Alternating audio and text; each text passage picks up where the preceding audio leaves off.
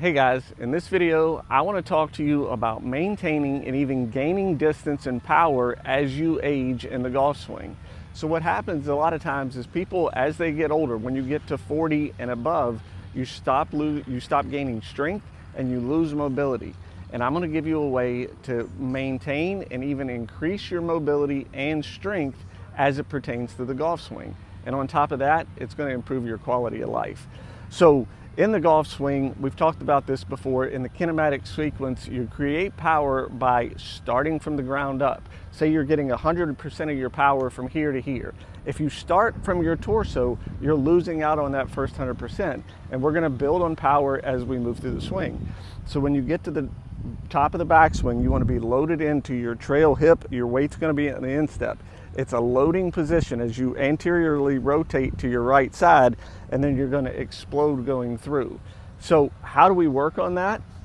I'm going to tell you, and it's going to involve a little bit of strength training, but again, it's functional strength, and it's going to help you in every facet of life as you age.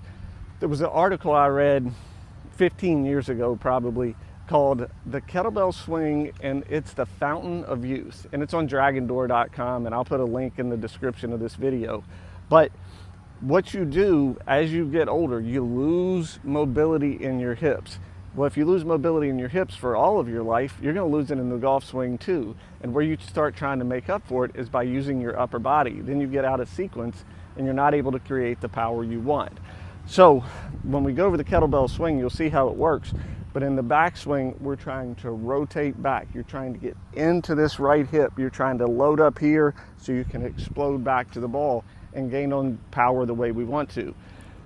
So you're coming back. It's not all about a big shoulder turn, because sometimes people be like, I really need to turn back, but they don't have the mobility. The weight's getting on the heel and the outside of the foot. Then they're not able to get back through.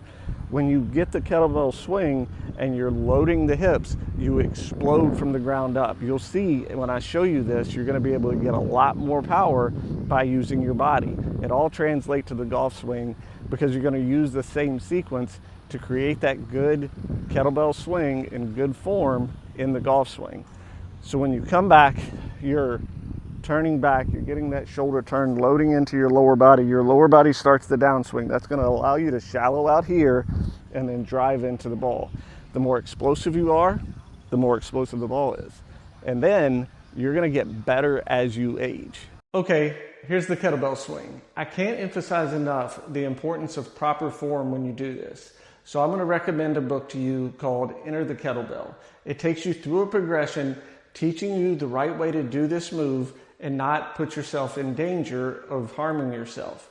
So what I want you to do is set up with the kettlebell about a foot away from you. You're not lifting with your arms. You're using your lower body. You're using the reaction of the hips to lift the bell up in the air.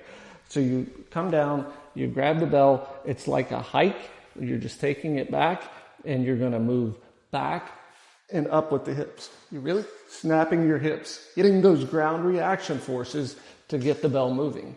The sequence of this move is the exact same as the golf swing. But with the golf swing, you're pushing about 50% harder with your forward foot, and that's what gives you the rotation. You're pushing hard with both sides, but in order to get around, you have to be pushing harder with your forward foot, and that creates the rotation.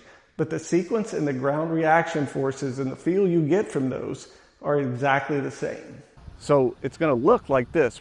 Let's take a look at the loading and unloading you see in the golf swing. You can see I transfer my weight to the instep of the trail foot. My right leg doesn't get outside of the line.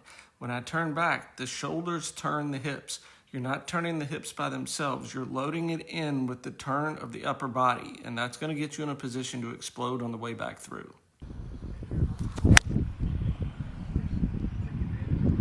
Hope that educates your game. I'll talk to you soon.